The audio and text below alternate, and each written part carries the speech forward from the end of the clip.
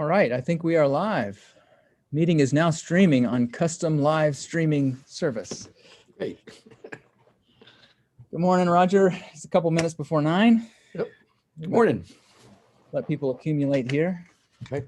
One of the curious routines now, you know, is watching the little numbers up in the corner, or whether you are, and watching them accumulate, go up. Yeah. As a rector, that's a very important number to watch.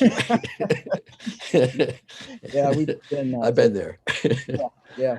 We pretend to be above all that, but That's right. We're not above that at all. And then we're trying to interpret what those numbers mean, Right. compared to a rump in the pew once upon a time. And I multiply by 2 when I see the numbers on the Zoom screen. yeah. Hope springs eternal. Yes, it does. Somebody's passing through the room at all times. That's it. Yeah, right. Well, really good of you to take a bit of your Sunday. Roger was just telling me I won't make the official introduction until we're actually on at 9 here. I tell you what, I'm going to look over here at Facebook too. Yeah, to make sure we're good. Whatevering. Yeah, we're there. Some folks are saying good morning over there. Very good. Good. Yeah, good of you to set aside a little time on a Sunday morning. You're also needed in your parish there in Chicago. So this annual meeting today. Yeah. That's a whole new thing. We did that for the first time a few weeks ago. Yeah. Who knew? Yeah. Who knew? Well, I've got 9 o'clock. Okay. Let's get rolling. Friends, it's really a delight for me to get to introduce Roger Furlow to you all today. I'll give you some of the official stuff here quick, not all of it. There's a lot of it. Roger Furlow is President Emeritus of Bexley Hall, Seabury Western Theological Seminary Federation. That's a mouthful. An Episcopal Seminary in Hyde Park, Chicago. He's currently scholar in residence at the Newberry Library in Chicago and president of the Episcopal Evangelism Society. In spring 2020, he served as acting associate dean for community life at Berkeley Episcopal Seminary at Yale. I think we might talk about that some too. I know Roger from Virginia Seminary, where I was a mere seminarian. He was associate dean and director for the Institute of Christian Formation and Leadership and professor of religion and culture from 2004 to 2012. Served in several parishes in Georgia, Pittsburgh, St. Luke in the Fields, and New York City. Before all that, he taught literature at Yale for 6 years or so. He's an avid cellist. Lots of aspects to Roger. I have to commend to you a couple of Roger's books, though. I know you want more of him. Sensing God. Yeah, it's a lovely reading scripture with all our senses. It's really a delightful read.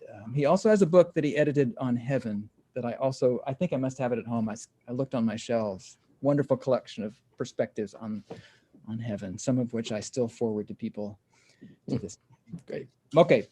My quick homage to Roger, though, is back in seminary. Roger was also my spiritual director, and that didn't make it onto his CV somehow. But we were in chapel one day, and I'm a few pews back, and we're reading from the Revelation to John, one of those wacky, splendid, I don't know, a seal was opening up, and there were, beasts and swords and carnage.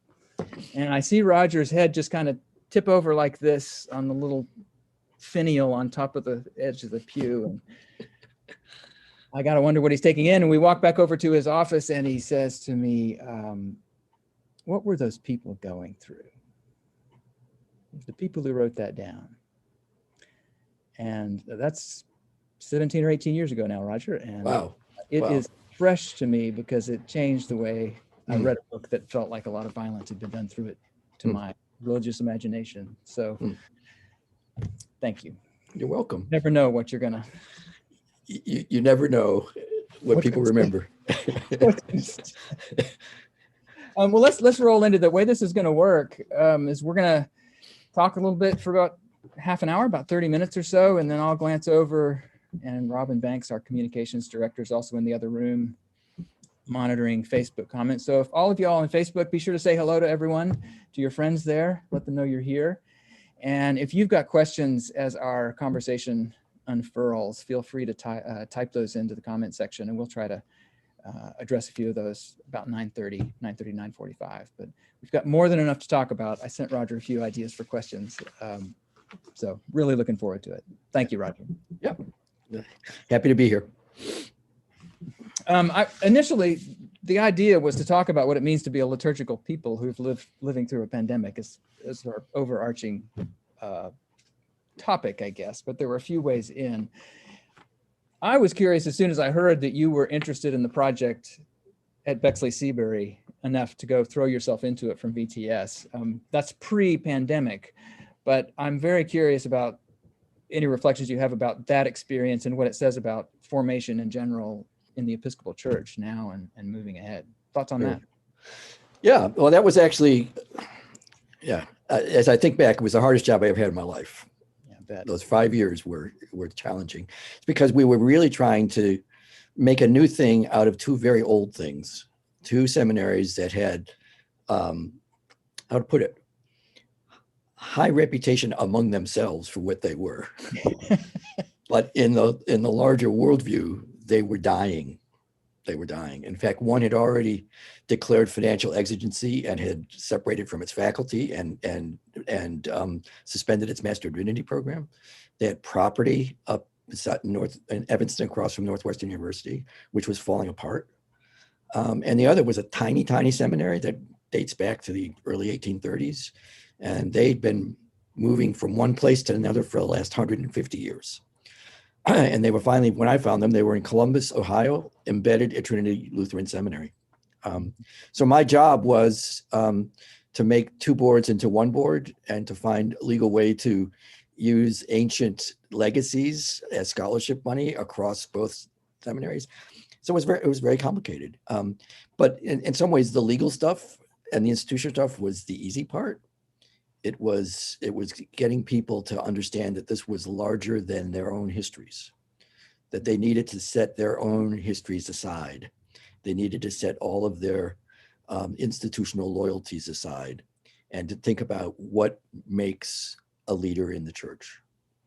And so, ironically, what we came up with, which was a non-residential program, turned out to be just perfect for the pandemic. So of all these other places, your parish, my parish, we all had to move into all kinds of modes. Well, Bexley Seabury, we started by doing that. So our students are all at home and embedded in their own parishes. That's their field work. They used to come to Chicago for 3 weekends a year. But now they basically Zoom all the time. Did they already know what Zoom was? Huh? We never heard of Zoom. No. They hadn't either. Okay. No, had no Zoom. Although KJO, who was our field person, discovered it before the pandemic as a way to get her formation groups together. Interesting. So we were there. Yeah. And so, ironically and wonderfully, because bishops, it's a school that's made for folks who can't pick up stakes and move to Virginia Seminary for 3 years. And there are a lot of them, especially in the Midwest. Yeah. So ironically, we have more students now than Berkeley at Yale. How about? Yeah. I could say that publicly. I think it's true. I love that irony. Yeah. So will Bexley Seabury, do you see them then offering some things back to the broader church? Is this? Well, they already are. In fact, they're just as committed to lay formation as to clergy formation. Yeah. And in fact, they just have launched a new program. If you go to the website, I don't get paid by them anymore, but you go to the website, you'll see that it's called Baptismal Living, and it's open to anybody. So, we're all learning in the pandemic that open source is a real contribution. I mean, where once you might have 10 people in a room, you now get 700 people on Zoom. I mean, I've had this experience a couple of times, and it's, you don't see them, which is helpful because it's daunting. But, and again, Bexley, and now, Virginia and other places are coming. I mean, Virginia has the wherewithal now to do a tremendous job in digital learning. But Bexley Seabury, in its own little way, in its own little niche in Chicago, is I'm proud of what we did. Great. Thanks for asking. They reached out to Ardell as part of that program. To her clergy spouse initiative is going to be folded in and partnering with them. So That's great. Yeah. And so then, but last semester you had no idea what you were getting into at Berkeley at Yale. What did the pandemic look like from there? It was amazing. Well, for one thing, Ann and I had spent 10 years in our 20s. We got married in New Haven. Our kid was born in New Haven. So after 37 years, we returned to New Haven. It was that itself was cool, And I had to slay a lot of ghosts from my early years in the Yale English department. I had what you might call a checkered career, and left to go to seminary. That's a checker right there. Yeah. Well, I never forget it, because when I went into the chairman's office to tell him that I was, that was a decision I'd made, he paused for a moment. He said, "I hate seeing all this just go to waste."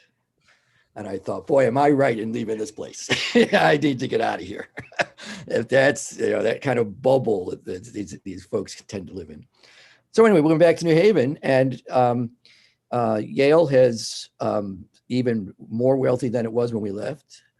And New Haven itself is poorer than it was when we left. I mean, it was striking to see the huge difference between the haves and the have-nots in New Haven. When we lived there in the 70s, it was the 7th poorest city in the country. And there are still neighborhoods that qualify. So that was eye-opening. We also did a little tour of every place that Ann and I lived over the course of 10 years. We were graduate students, we were pretty peripatetic. That was fun. When I got to Yale Divinity School, Berkeley is embedded in Yale Divinity School. So in some ways, it's as weird as Bexley Seabury is. I mean,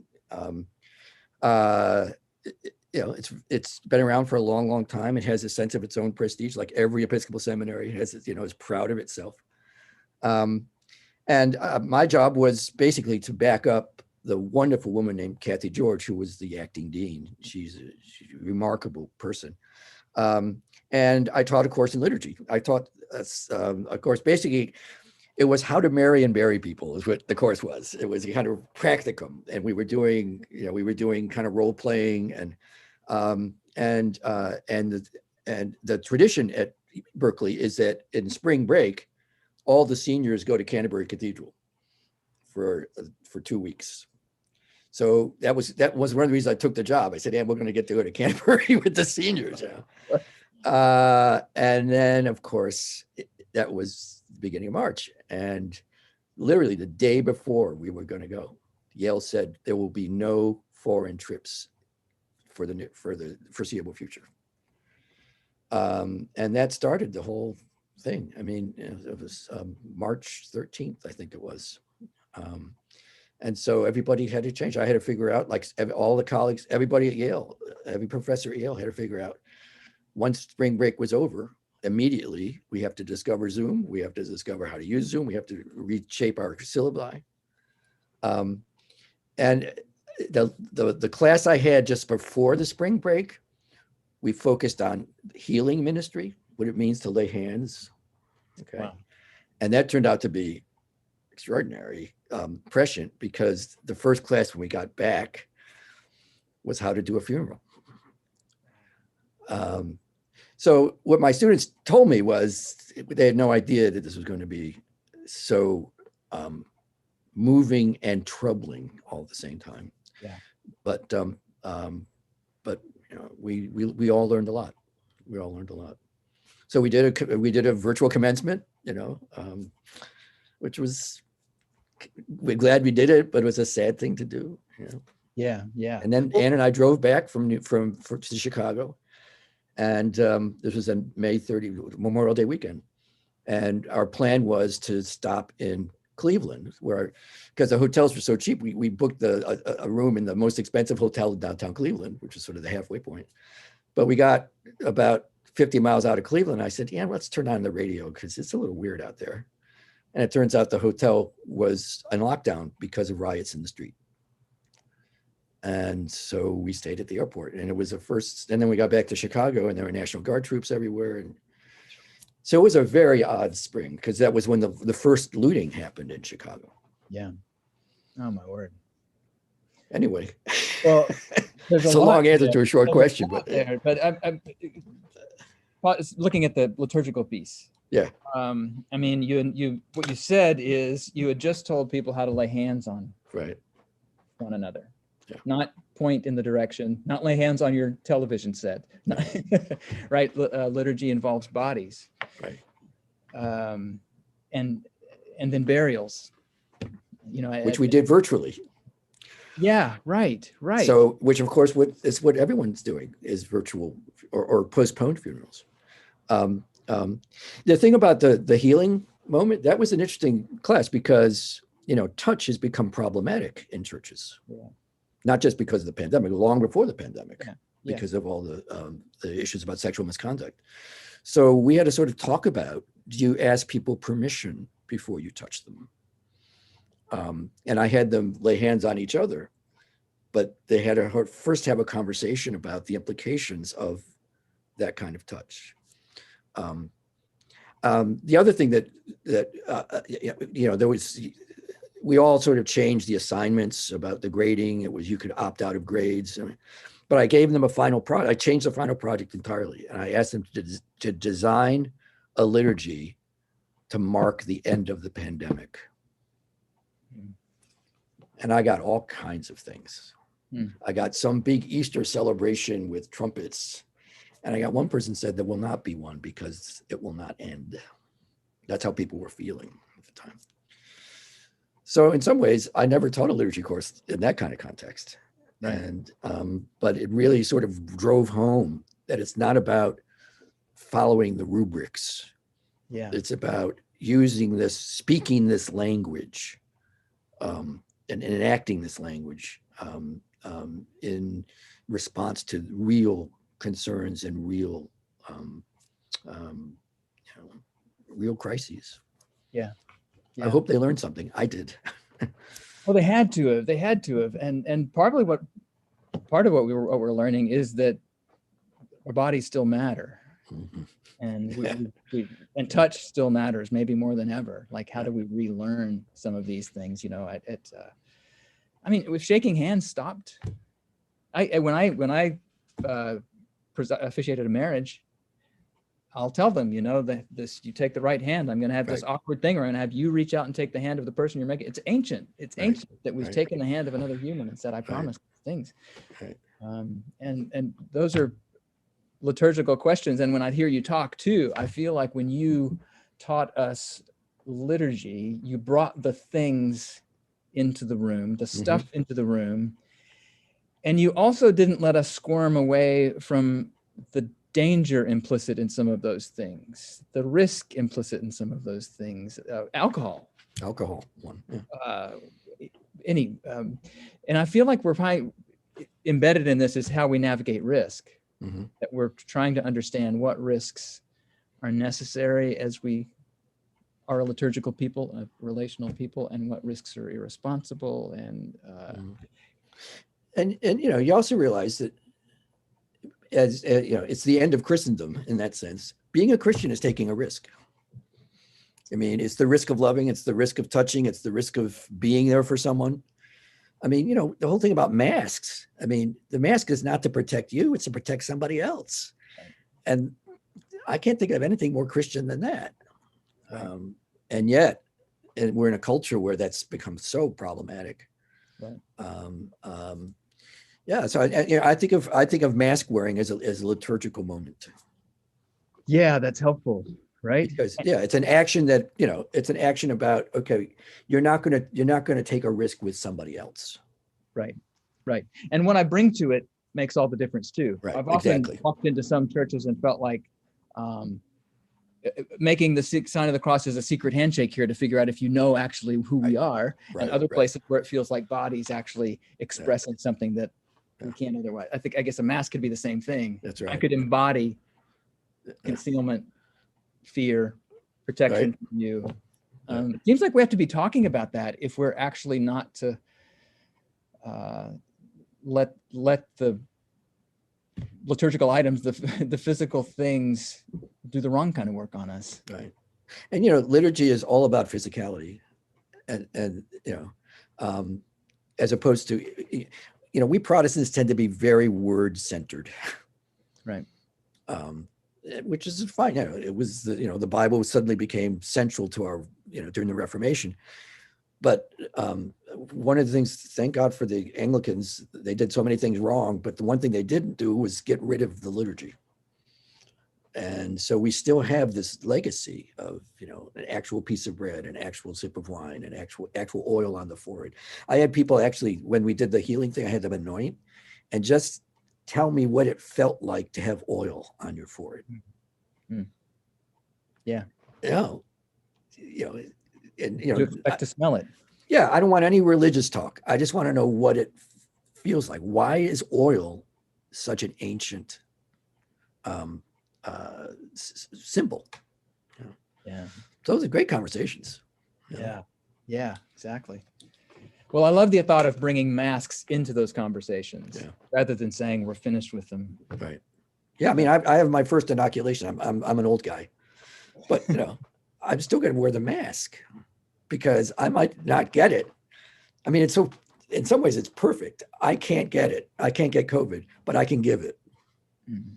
When you're inoculated, you can still give it. You can still be carrying it. So you still wear the mask. I mean, that's a tough thing for folks to understand. Boy, Christians, if we really understood sin this way. That's right. right. Instead of just something just kind of interior, my deal, my business. Yeah, my business, right. Well, related, we talked a little bit about music. Of course, music's embedded in the liturgy, but it's also, you've got experience outside the church as well. And my heart has been broken very intensely for musician friends who just really we wonder in the church if things will be put back together, but we can reassemble something a whole lot closer to the liturgy than a choir master or a concert master. Or an orchestra, right? Yeah. Exactly. Chicago's a big music town. Between so is Memphis for that matter, but we've got the orchestra, we've got the opera, we've got the huge theater programs. They're all done. I play in a little string quartet, amateur string quartet. The violist is actually one of the foremost endocrinologists in the country, but we play in his garage, and we played in his garage during the pandemic. I mean, we until it got cold, we kept the door open, we wore masks, and we played. And now we gather for every month just on Zoom, just to make sure we're still in touch with each other and are hoping for the best. But there's a quartet in town. I mean, what I decided is that, I have to give to the church in this time. I have to give to food banks.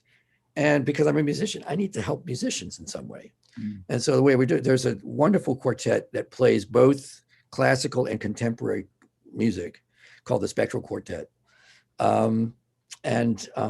They've adapted in ways that are just extraordinary. They do something called the floating lounge. So you can sign up and they have a composer who they commission to work from, and they're all on Zoom and they talk to each other and they play, and then you ask questions.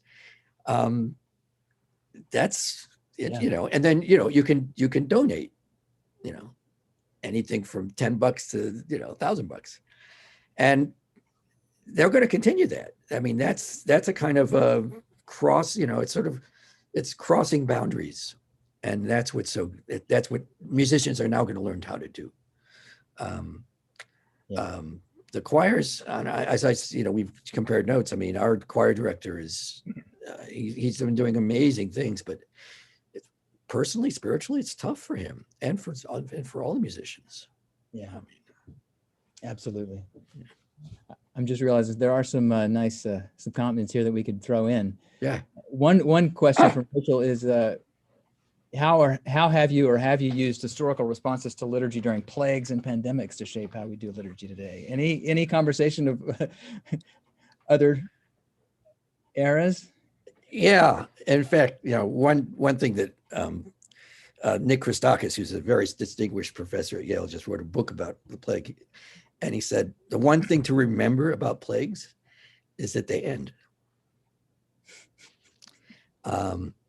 Also, I remember at 9/11, which is for me in some ways in my life, that, I was young.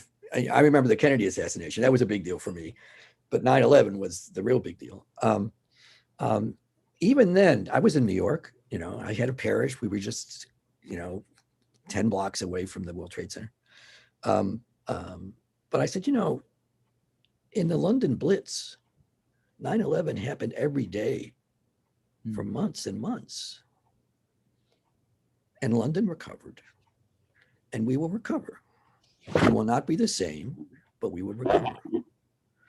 So, and the same goes for the various plague. I taught Shakespeare. I mean, it's likely that Shakespeare left London every time there was a plague, and that the theatrical troops would then go out into the countryside to do their work and then come back in. Happened several times. Yeah. So, I think the major learning is it will end, but how will we act when it ends? Yeah. That's the real question for me. Yeah. I heard someone mention the other day, we know about PTSD, but there's also post-traumatic resilience. Yes. Not that we would ever want to, become more resilient this way, but it is, a thing that we will learn things, we will find capacities we didn't have.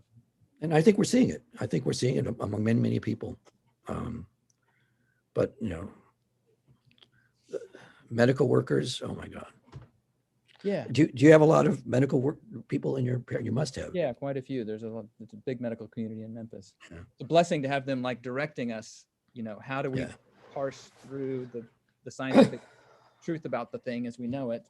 Yeah. Because it seems like part of the tension is we know that we are, as humans, we need to make the contact with people we can so that we don't self-destruct. So just figuring out what that looks like. How do we, yeah. Hard stuff. Amber asks about the non-residential seminary, whether there was a tension to moving online. She's always considered the place as formational as the education itself. What balanced it out for you? Yeah, that was the big issue for us right from the start. Ironically, when we were able to bring people to Chicago several times a year, and then they actually every week had to meet on the prehistoric Zoom, whatever Zoom was in those days before the and it was ironic that their formation with each other was more intense and intentional than anything I experienced at Virginia Seminary when people were living in the same place. Interesting. Because you had to want to do it. Also because they were embedded in either their own parish or a parish close to them.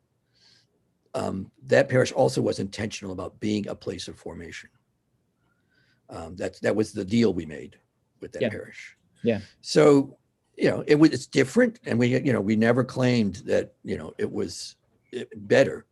We claimed it was different, and so the proof is, I guess, in how folks who now have been, and it's now about what's been 7 years, I guess. We now have a little alumni body. I don't see any difference between them and priests in Virginia. I mean, you have to sort of realize that there's a kind of mystique here that I'm an old time Sicilian. I'm a little skeptical of stuff like this, and I'm thinking, no, you do what you do when you can do it, where you can do it, how you can do it with what you've been given. Yeah, and you can have a really powerful formation. Frankly, I think the pandemic is the best formation for any priest right now. Yeah, the way it wipes, having pushed everything off the table that we thought we could rely on, That's and right. then having to reassemble it anew. How do you be faithful? How do you be a leader? How do you have a spiritual life? And how do you be there for someone else? I mean, hello. Yeah. Rubrics will not get you there. No. Neither will precedent, right? I mean, it's not even looking at the liturgy as something other than, there's a precedent there's precedent for horrible things too, but it's really, what was the essence of this encounter that the liturgy brought to us? And we can't do this and we can't do this, but how do we bring that essence into into our common life. And, you know, when I did the healing thing Yeah. with folks, I mean, basically everything that Jesus did was healing. He touched everybody. He didn't hesitate to touch. Yeah. I mean, and in my sense, spat. that was, huh? Yeah, He spat. yeah, he spat, he sort of rubbed. So how could you be a Christian and not know that you're following a healer here? So if that's any pandemic theology, that works for me. Yeah, absolutely. I've also been curious. Here's another keeping the gift alive. I encountered the gift, Lewis Hyde's The Gift, from you in seminary. Yeah. It's been Great really book. important to me. And my daughter just picked it up a week ago, and she's reading it now. So my work here is finished. All the That's great. the original subtitle, which is way better than the Baudelarized later ones, is Right. Imagination in the Erotic Life of Property. That's right. And all of this conversation about how desires in us are shaped by the way gifts move through cultures. But it's brilliant because it's this discussion of the way a culture deals with things. And ultimately, we're shaping our desires. Mm-hmm. And how things in some ways become the projection of our desires. Yeah. And the instruments of our desires. Yeah. That's what you mean by the erotics of it. By the erotic, by the desire. So it's really that's the kind of thing that's got me thinking as we rearrange the way our bodies and physical objects that move among us, our desires are being impacted. And so I think about the moral life. What's happening to the moral life is very rarely those nice little casuistry dilemmas that the train station stuff. We just don't live in that world. It has more to do with these deep wounded desires that we have. Any reflections just on how we are as moral creatures living through this thing, and maybe even what the church, as we reassemble our liturgies, how we attend to that? Well, one of the words that really annoyed me at seminary was the word community, because people would use it so freely and easily as a kind of shibboleth. But I think the moral implications of the pandemic experience is that moral choice is not about individuals. Moral choice is about relationships. I mean, it goes back to the mask. I mean, wearing a mask or not wearing a mask is in fact a moral choice. And it's a moral choice not because you're protecting yourself, but you're protecting others. And I think in some ways, it's why I've been so impressed by what I hear about your church and also my church. We've stuck together, and I think that's a moral imperative here to maintain a communication, to maintain community as communication. And we live in a culture of fearful individualism. Just individualism that is very grounded in fear. And if you think of Weaponized fear. Yeah, weaponized fear. How many times in the Gospels you hear, "I would not have you be fearful." Yeah. Okay. And that's the moral imperative: is to act righteously without fear. And we can't do that alone. And the irony of the pandemic, of course, is we feel alone. Right. And terrified. And terrified. Right. So it's all the more important to nurture these connections in ways that acknowledge what we're up against, acknowledge our fears, and bring us into another way of responding. I mean, the real issue for us is not the pandemic. The real issue for us is how we live in the pandemic. And in some ways, it's revealing a lot. I mean, January 6th revealed a lot about people's fears, people's anger, people's isolation, and people's willingness to believe what is unbelievable. Right. It was one of the saddest days of my life to watch that happen. Right. Well, and as you say that, it's a terrifying extreme of when there's something in truth being unmoored from bodily experience in that. I mean, we can't talk about, I don't think we can talk about that day without talking about the way information makes its way through the culture. Mhm. I know we're done talking about social media, but it's there. It's just, it ignites. Yeah, but those are real bodies in the real hallways, threatening real body in. Exactly. I mean, exactly. So they had been somehow fed a version of truth, a horrible lie in these strange atomized ways that we take in information that felt like free of the accountability that actual embodied relationship should bring to us. Any kind of community that has insists that I run into someone who is not me. Yeah, and that put bodies in danger. And then it put real bodies in real danger. Not to mention the body politic, but it put it put everyone from the vice president to the speaker of the house to the lowliest clerk in a congressman's office in danger, bodily danger. In some ways, that was a pandemic moment of the worst kind. Yeah. I don't separate the pandemic from what happened on the 6th of January.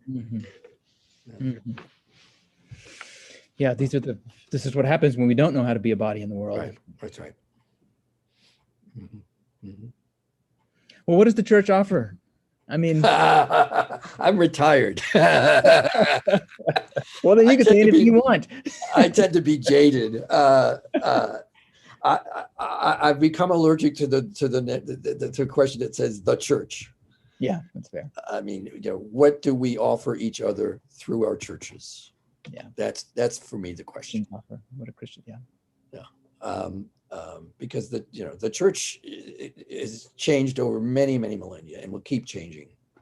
It is not a one thing, but the Christian life, the moral life, the Christian life, a life that takes risk as part of who we are, risk for the other. The church might collapse as church, but another church will come if we continue faithful in that way. I had to remember how to put the collar on today. Your day will come. These damn buttons.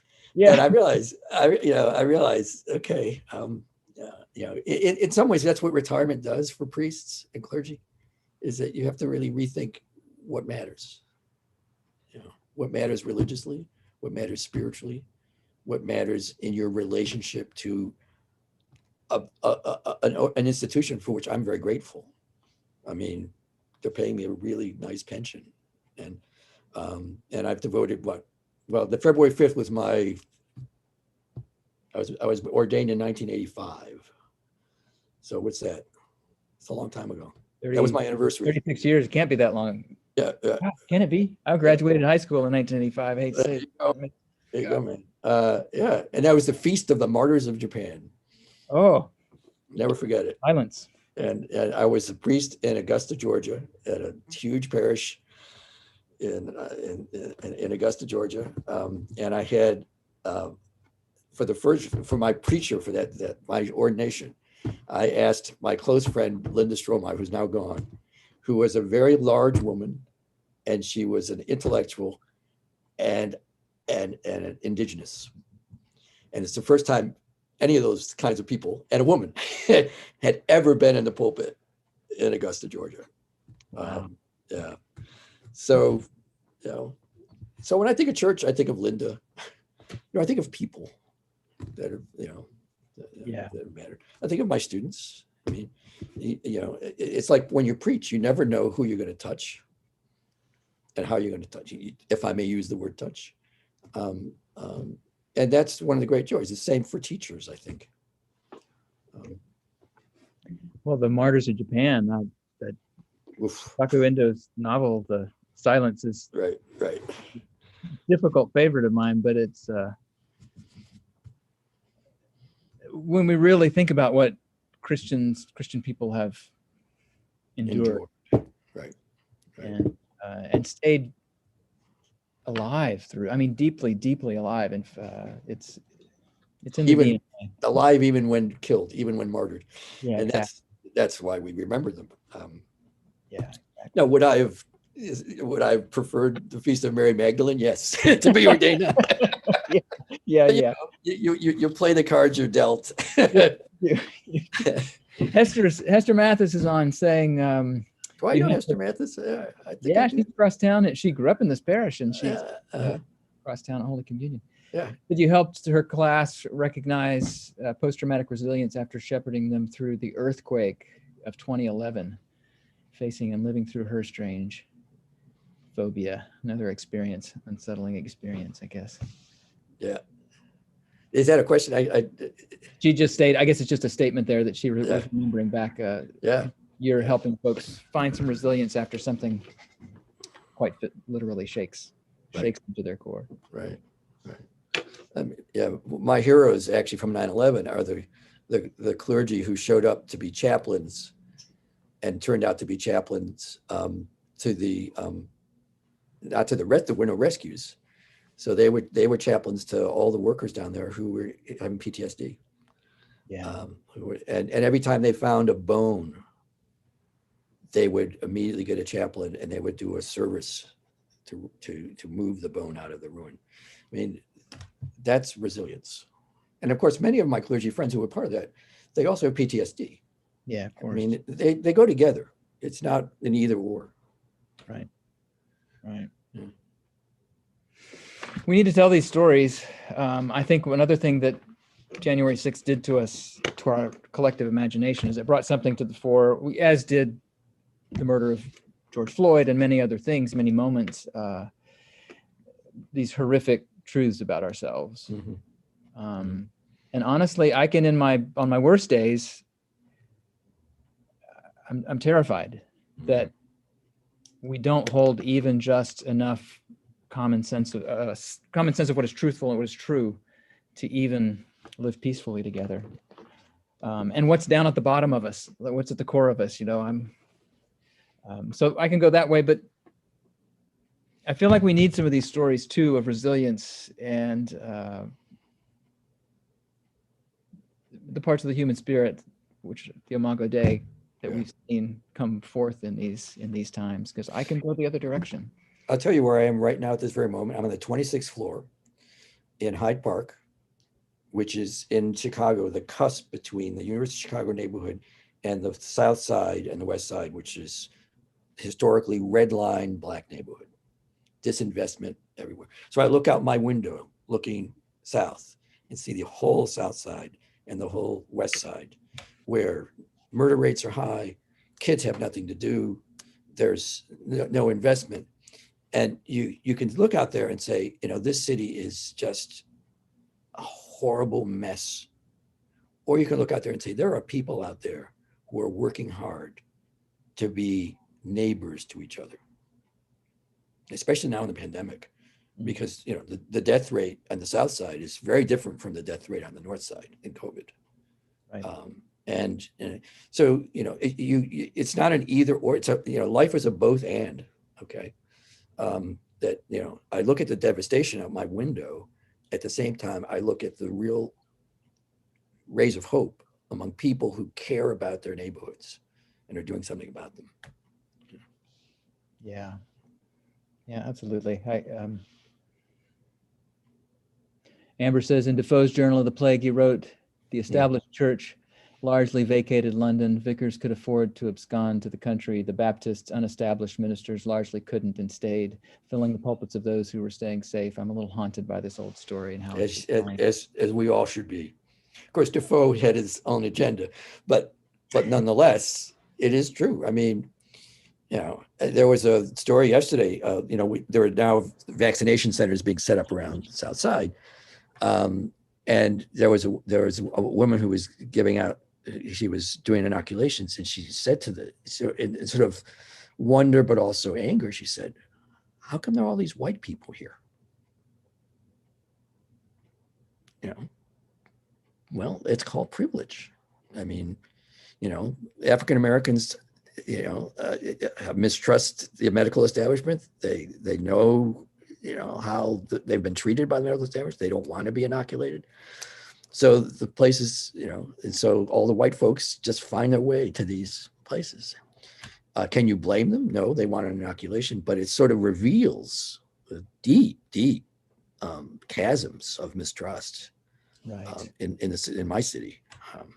And in Memphis, I talked to a Black friend here today, and at his organization, they were basically saying, you got to get the vaccination or you're done. And they had like 20 minutes to decide. And he said, man, that just does not acknowledge this history and the sins of the fathers being visited on generations. It feels like here the hard irony is that these sins understandably arrive in this moment as a distrust in what is needed to.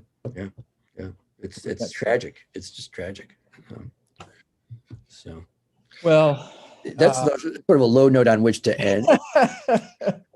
I have to say it's so wonderful to be reconnected to you. I mean, it's been many years, and I'm, you know, I could say in front of your parents, your parish, you made a good choice.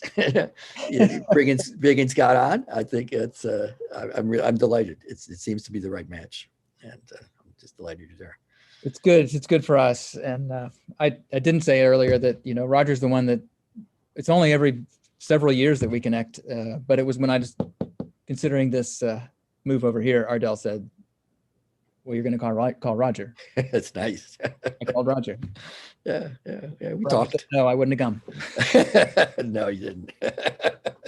Thanks for your time, man. I know y'all have a annual meeting. Let's not make it so long before the next conversation. Yeah. Great for your wisdom. Thanks. Great talking to you, and to everybody else who is listening. I can't see you, but I know you're there. And God bless you all. God bless you all. Peace, Roger. Okay. Bye-bye. Bye-bye.